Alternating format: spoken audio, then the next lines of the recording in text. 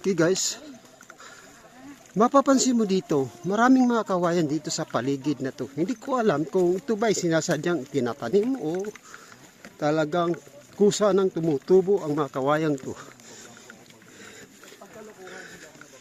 Ito yung Talim Island na napaligiran ng kawayan, kaya nakaka-amis talaga tingnan dahil kahit saan ka tumingin ay kawayan ang kapaligiran.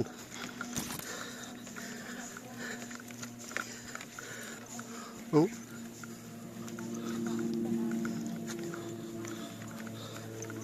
Ang dami-dami ditong kawayan.